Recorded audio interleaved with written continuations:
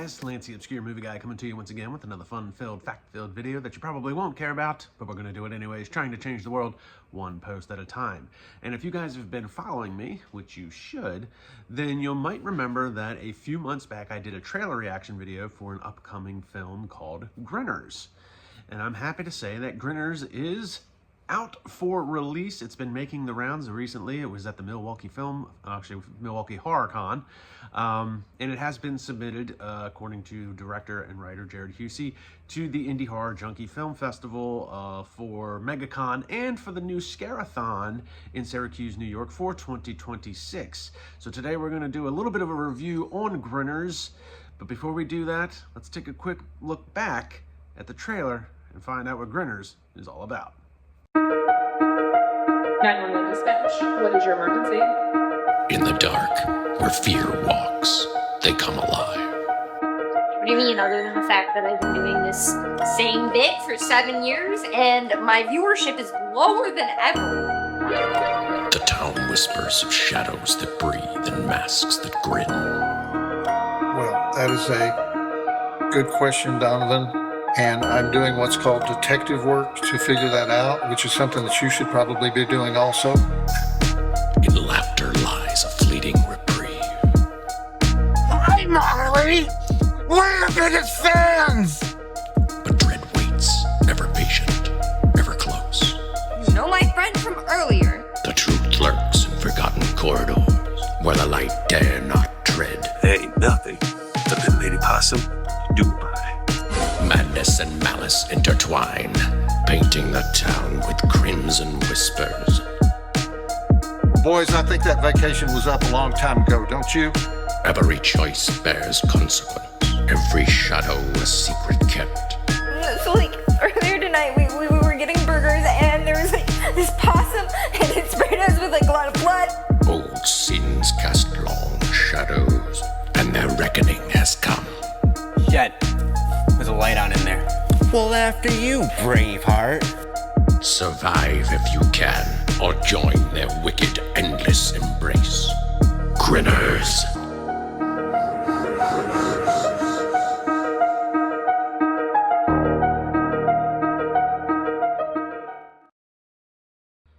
So if you watched my trailer reaction video, or if you do go back and watch it, which you should, one of the things that I did bring up during that trailer reaction was how much I liked the look of Grinners. I liked the aesthetic, I liked the lighting that they were using, and I'm happy to say that diving into this film, that is very prevalent throughout, and it gives a very 80s vibe. Everything Jared did with this film gives it a very nostalgic 80s vibe between the graphics, the sound effects, the soundtrack, the lighting, all gives it a great 80s vibe, but kind of with a modern twist because it's not an 80s movie. Modern day clothes, modern day car, modern day problems, as it would be. But I love the aesthetic, the look, the feel of this film. It was a lot of fun, and it definitely gives you that 80s nostalgic look and feel. Another really great thing about this film is the cast itself, and maybe this is more of a personal thing for me since I interact and know who most of these people are. I deal with them on Facebook, and I've reviewed a lot of their films. So kicking it off, you've got Magdalena Conway from Acrostar Films. She does a lot of stuff with Acrostar. She was the casting director for Grinners. So along with Magdalena Conway from Acrostar, you also get Jake Yanko, who I've obviously seen him in a lot of Acrostar stuff. Then you have Christopher Collier, who's very established. He's actually been a very busy guy lately doing a lot of different stuff. And then you have, a quick shout out to him, you have Andrew Biard in the film as well. And the only reason I'm familiar with him is because he contacted me after my trailer reaction video because I called him a creepy bastard in the frickin' trailer and he loved it because that's exactly what he was going for. And I'm happy to say he's still a creepy bastard. And Jared Husey, the writer and director, made him even more creepy with the voice modulation in his one scene. So he took the creepiness up to another level with Andrew Biard. I'm told Andrew's actually a very nice gentleman in real life, so he's not a creepy bastard in real life, but played the part very well, as minor as it was. So you've got a great cast, plus you have Joe Bob Briggs. Now, if anybody's got any type of horror history or is a horror fan at all, then you'll know who Joe Bob Briggs is. I talked about him a lot in the trailer reaction video and the history that he has with TNT and all of the stuff that he does that's horror related. So you've got Joe Bob Briggs, whose name brings some gravitas to the film itself. Plus you have Magdalena Conway, who's a very established actress, Jake Yanko, and Seth Boyer. I'm not familiar with him. I don't think I've seen him in anything yet, but he was really funny in this film. I don't know what his character's obsession was with Burger King Whoppers, but man, he really wanted to get some Whoppers. So great cast, great aesthetics, great lighting, music, it was all around very good package. The way it was put together with the cast, with the graphics, the sound effects, the music, the lighting, it's all very, very good. Now, as far as the plot goes, it's not an overly complicated plot. You basically have Lady Possum, who is after Magdalena Conway's character, and Magdalena Conway plays kind of like an influencer. She's got this very niche channel where she does like Halloween horror type cooking recipes, which is actually kind of a cool idea. But obviously very niche, but as an influencer, it's kind of like a stalker type thing where Lady Possum kind of wants to go after her and kill her, and it's not overly complex. There is a few holes in the plot, but to be honest with you, it's a 35-minute run, and after talking with Jared for a little bit and getting a little bit better understanding, this really was Refinery Films' really first endeavor that Jared, kind of took on. I mean, he's done some like music videos and small stuff in the past, but this is one of their this is really like their first big type project that he tried putting together. And he kind of described it more of like a proof of concept, almost to himself. Like, if I can do this, then I can do bigger and better things.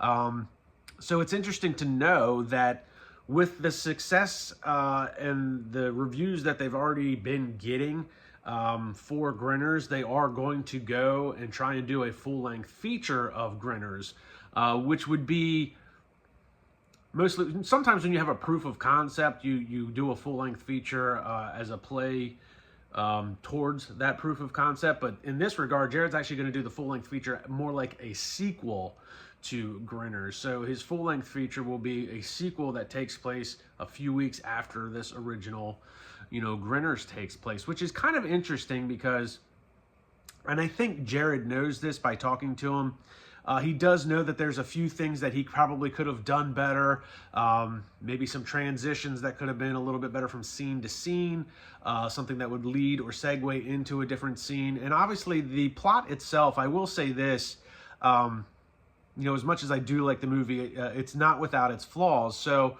one of the things that I called on, and this might be because it is a 35-minute run, it feels unfinished.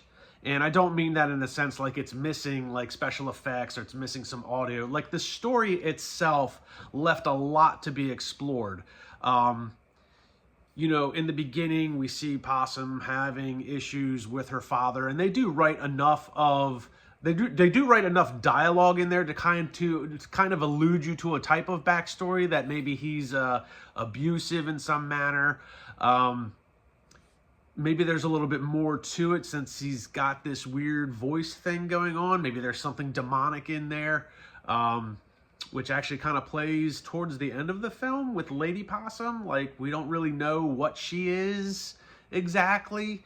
If it's a monster, a ghost, a demon, some sort of, weird creature type thing. So, but the story itself does feel it's a little unfinished. And I know, I would hope that with the full-length feature, Jared would explore some of those avenues to try and fill in some of those gaps. And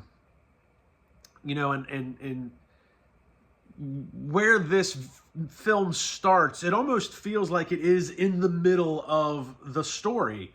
So I feel like there's a first act and a last act to Grinners that we haven't seen. And I don't know exactly how Jared will segue that into the full-length feature, but there's a lot of avenues to explore with Grinners because, as I said, it does feel like it's a little unfinished, but that's not necessarily a bad thing. The plot is, there's enough substance in the plot and storyline for it to make sense.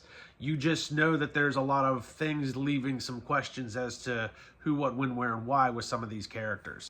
I also like the fact that Jared is taking a big risk with doing something like this, because not only obviously it's a monumental task to start a filming company, Refinery Films, put together, you know, a 35-minute feature, proof of concept, whatever you want to call it.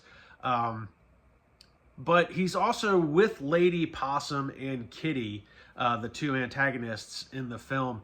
He is also trying to create his own type of like horror franchisee, if you will. You know, this is going to be like his Michael Myers, his, you know, Jason Voorhees. So that is kind of a big thing for somebody to try and take on by creating, you know, an independent horror icon.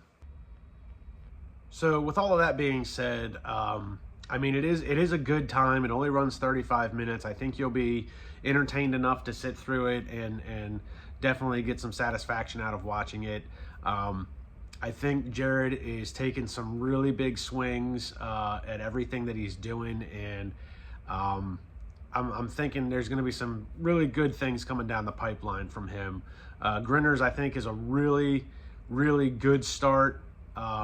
Even if it's not everybody's cup of tea, even if people want to maybe criticize it a little bit more than I did, I think as a first effort for a new filming company, like, you did really well to take a big swing at making things happen. And even if somebody was like, oh, Grinners that was bad, it's like you can look at it and be like, okay, well, maybe you think it's bad, but he did a lot of big things and a lot of cool things first time around. So I don't think it's bad. I think it was risky, everything that he did, and I think it turned out pretty well. I don't think it's exactly what he was going for, but I think Jared seems like he's smart enough to know where he could have improved upon, and I think he's going to take the next big swings to improve upon those flaws that he had in this first one. So Grinners, pretty good flick, definitely room for improvement, but I think Jared's going to be okay going forward. I think he learned a lot doing this process, and he's got some really seasoned people